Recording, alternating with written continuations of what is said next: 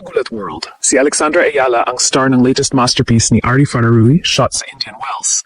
At ginamit pa ang classic Filipino folk dance song na Cariñosa bilang soundtrack.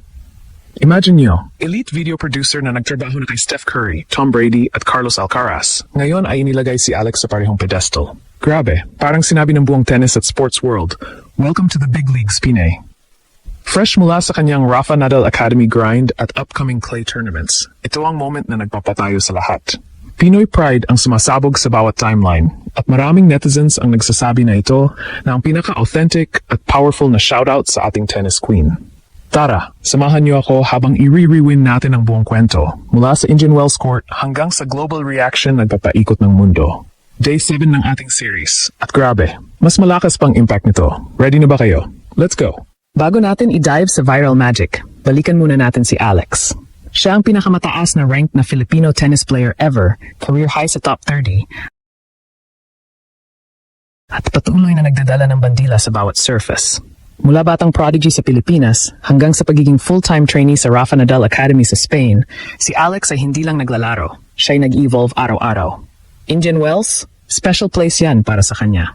Doon siya nagkaroon ng malalaking runs sa nakaraang seasons. At doon din kinuna ng video na nagiging phenomenon ngayon. Si Ari Fararui naman, LA-based producer na kilala sa cinematic athlete films niya. Siya ang gumawa ng mga iconic videos para kina Steph Curry, NBA superstar, Tom Brady, NFL legend, at Carlos Alcaraz, tennis phenom.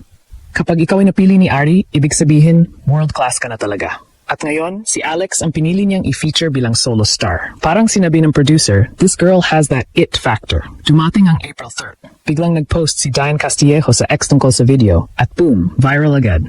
Ang clip ay 22 seconds lang, pero packed with intensity. Makikita si Alex sa hardcourt ng Indian Wells naka-black long-sleeve top at bright yellow skirt. Pawisan pero focused na focused. Mula sa low-ready stance, wide-legged split, hanggang sa explosive rallies, forehand winners, quick footwork, at yung signature power niya na parang laser. May dalawang iba pang players sa court, pero si Alex, ang clear star. Crowd sa background? Punong-puno.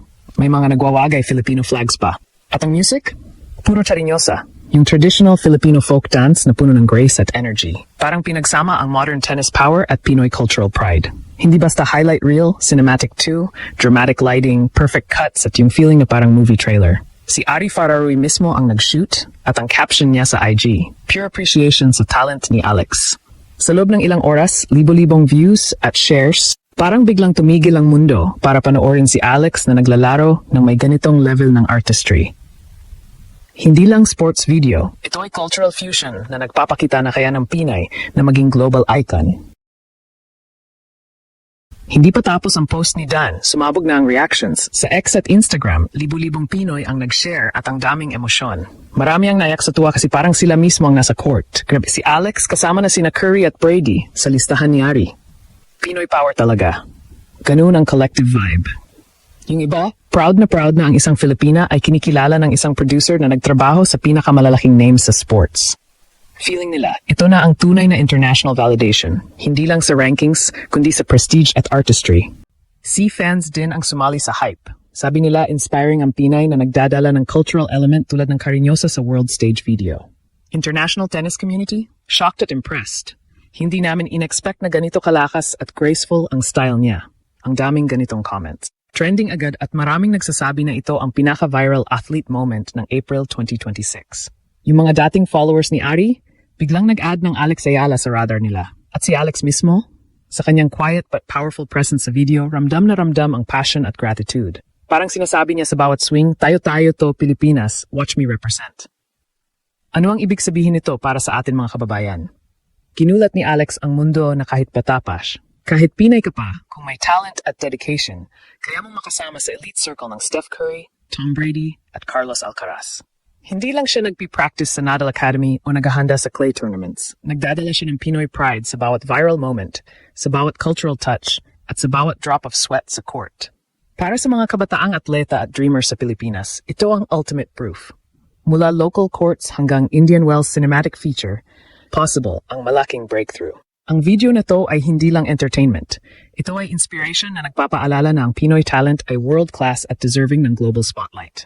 Ngayon, habang hinihintay natin ang susunod niyang laban sa Labisbal at ang buong European swing, ang buong Pilipinas ay mas lalong nasa likod niya.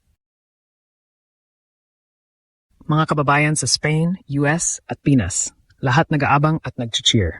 Pinoy power sa pinakamataas na antas. At sino ang nakakaalam? Baka tong viral boost na to ang maging susi sa mas malalaking wins at endorsements. Grabe, mula Batang Milo Kid hanggang sa pagiging co-star ng Legends, ito ang kwento nagpapakita kung gaano kalalim at katatag ang mga Pilipino pagdating sa pangarap. Kaya mga kaibigan, kung hindi pa ninyo napanood ang full viral video, hanapin nyo agad sa IG ni Ari Fararoy o sa post ni Jan Castillejo. Panoorin nyo at tamahin ang Cariñosa Powered Magic. At sa'yo, Alex, congrats sa bagong milestone. Patuloy kang mag-shine at ipagmalaki mo ang Pilipinas sa bawat rally at sa bawat frame. Ginulat mo ang mundo sa practice at sa court. Ngayon, ginulat mo rin sa viral fame. Sa huli mga kababayan, malinaw ang isang bagay. Ang moment na ito ay hindi lang simpleng viral video. Isa itong simbolo kung gaano kalayo ang narating ng isang Pinay na nagsimula lang sa pangarap at tennis racket. Sa loob ng ilang segundo ng cinematic footage, nakita ng mundo ang intensity, grace at fighting spirit ni Alex. Hindi basta highlight reel ang ipinakita.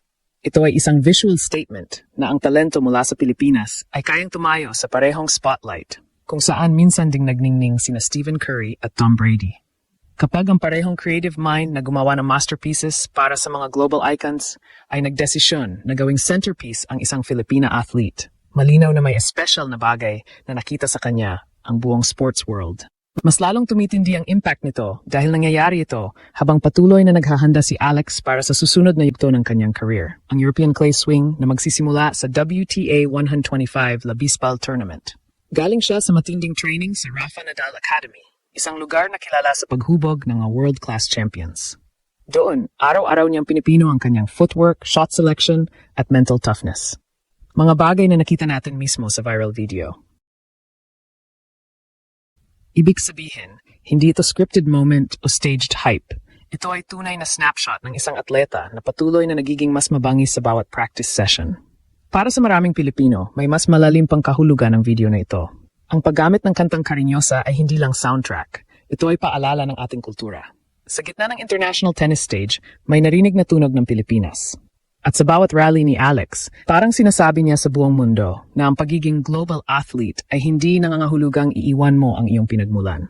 Sa halip, maaari mo itong dalhin sa pinakamalaking stage. Kaya habang papalapit ang susunod niyang mga laban sa clay courts ng Europa, isang bagay ang sigurado.